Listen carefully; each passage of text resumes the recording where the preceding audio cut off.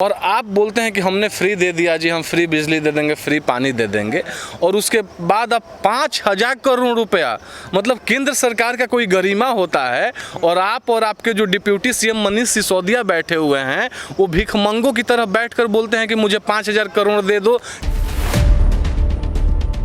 वो गठबंधन करे, जो मन वो करे। बुआ बबुआ का भी गठबंधन हुआ था 2017 के चुनाव में, उत्तर प्रदेश के दो युवराजों का भी गठबंधन हुआ था, तो टिकट ब्लैकियर से भी कर ले, कोई दिक्कत नहीं है। सुल्तानपुर का जो टिकट ब्लैकियर है संजय सिंह, कर ले उससे गठबंधन, कोई फर्क नहीं पड़ने वाला है। लेकिन इस बात को आप मान कर चलिए और इस बात पर आप यकीन रखिए कि जितने सारे मुद्दाओं का मैंने चर्चा किया वहाँ पर इन सारे मुद्दों पर चुनाव होने वाला है, और इन सारे मुद्दाओं का जब हम चर्चा करते हैं तो योगी सरकार नंबर 1 है, टॉपर है। और 2022 में प्रचंड बहुमत से योगी आदित्यनाथ फिर से उत्तर प्रदेश के सत्ता के कुर्सी पर सत्तासीन होने जा रहे हैं।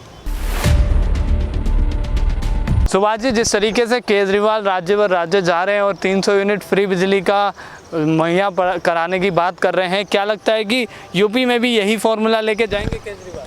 देखिए, मैं आपसे एक बात बताना चाह रहा हूँ। आपको 2020 का कोरोना काल याद होगा।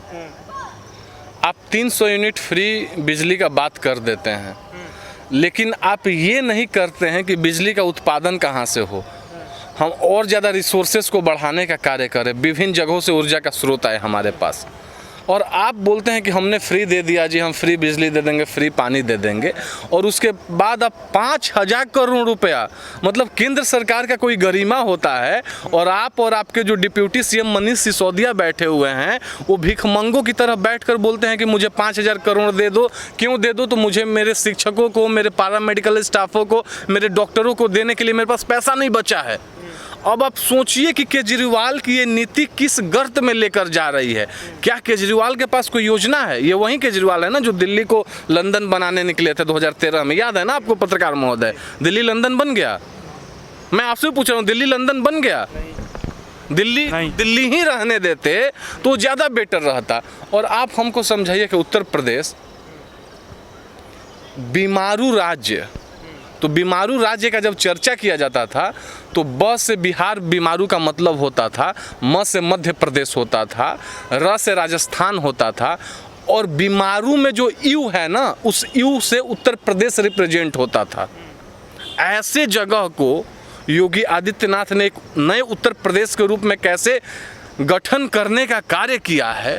तो क्या उत्तर प्रदेश की जनता इतनी नासमझ और मूर्ख है कि उत्तर प्रदेश की जनता इस बात को नहीं समझ रही? आपने देखा ना, बहुत फ्री का बिजली और फ्री का पानी का लॉलीपॉप पकड़ा करके यहाँ पर जिन लोगों ने उनको वोट देने का कार्य किया, कोरोना के सेकेंड वेव में आपने देख लिया कि अरविंद केजरीवाल ने दिल्ली के लोगों को कैसे छोड़कर बीच मझधार में और यहाँ से गायब हो गए थे। ऑक्सीजन भी तो क्या केंद्र सरकार, कहाँ पता नहीं कहाँ इनका स्वास्थ्य व्यवस्था चला गया था। आप भी सुने होंगे, हम भी सुने थे, आपके कैमरामैन से लेकर सारे लोगों ने सुना होगा इस बात को। घूम घूम कर केजरीवाल कहते थे पूरे देश में कि दिल्ली का जो स्वास्थ्य व्यवस्था वो विश्व स्तरीय हो चुका है, उससे बढ़िया कुछ हो ही नहीं। कौन सा मोहल्ला क्लिनिक? 4500 करोड़ रुपया खर्चा करने का कार्य किए थे, और वहाँ पर कोरोना की टेस्टिंग तक नहीं हो पा रही थी। ऐसा स्थिति हो गया था। एडमिट होने का बात हटा दीजिए, बहुत दूर का चीज़ है, वहाँ तक को सोच भी नहीं सकते हैं। तो अब आपको सोचना है और देश की जनता को सोचना है, और देश की जनता इस बात को समझ रही है। देश की जनता इस बात को समझ कर ही 2019 के चुनाव में लगातार 14 में भी 0, लोकसभा वाले चुनाव में, और 19 में भी 0। तो कहीं ना कहीं देश की जनता इस बात को समझ रही है कि आखिर मेरे लिए सही कौन है। और आप हमको एक बात बताइए कि कितना एक बजट का एक जो रेवेन्यू का हम लोग चर्चा करते हैं तो उसमें मेंशन होता है कि किसको हमको क्या करना है, किसको क्या देना है, कहाँ पर कितना %। क्या केजरीवाल के पास कोई डाटा है? केजरीवाल के पास कोई विजन है?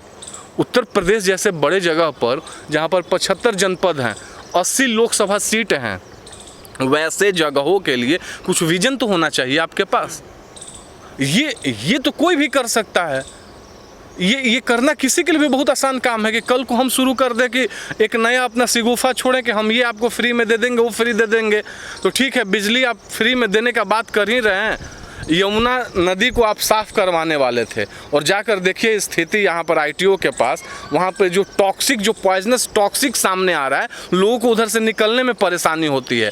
और उसके साथ साथ भैया केजरीवाल अपने नाम का आम आदमी के लिए ढाबा भी खुलवा दो।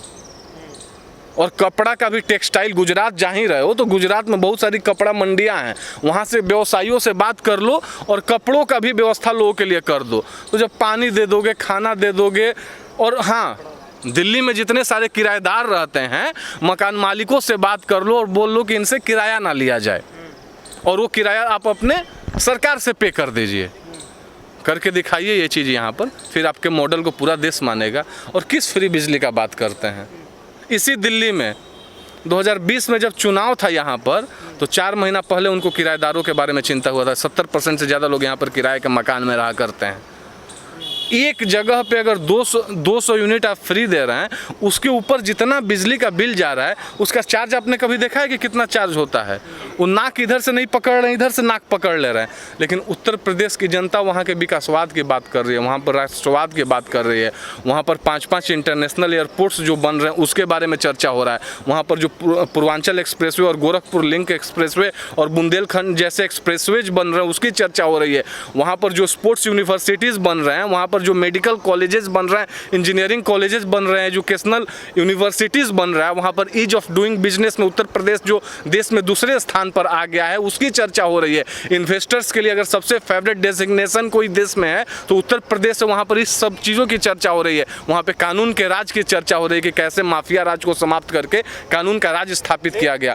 तो ये सारा जो मुद्दा है ये वाकई राम राज्य को परिलक्षित करने वाला मुद्दा है। और आप मान कर चलिए कि जब ये सारे मुद्दे लेकर भारतीय जनता पार्टी का एक एक कार्यकर्ता लोगों के बीच आएगा। आपसे सवाल है कि जिस तरीके से संजय सिंह बार बार अखिलेश सिंह यादव से मिल रहे हैं, क्या लगता है कि समाजवादी पार्टी और आम आदमी पार्टी में गठबंधन यूपी में देखने को सकता है? वो गठबंधन करे, जो मन वो करे। बुआ बबुआ का भी गठबंधन हुआ था, 2017 के चुनाव में उत्तर प्रदेश के 2 युवराजों का भी गठबंधन हुआ था। तो टिकट ब्लैकियर से भी कर ले, कोई दिक्कत नहीं है। सुल्तानपुर का जो टिकट ब्लैकियर है संजय सिंह, कर ले उससे गठबंधन, कोई फर्क नहीं पड़ने वाला है। लेकिन इस बात को आप मान कर चलिए और इस बात पर आप यकीन रखिए कि जितने सारे मुद्दाओं का मैंने चर्चा किया, वहाँ पर इन सारे मुद्दों पर चुनाव होने वाला है। और इन सारे मुद्दाओं का जब हम चर्चा करते हैं तो योगी सरकार नंबर 1 है, टॉपर है, टॉप क्लास से डिस्टिंक्शन से टॉप किया है योगी सरकार पिछले 4 साल में, 2017 के बाद जब वहाँ पे सत्ता और सरकार आई है योगी जी के नेतृत्व में। तो और आप मान कर चलिए कि इन सारे बातों के सामने इनके जितने भी चाहे वो बिजली फ्री का बात हो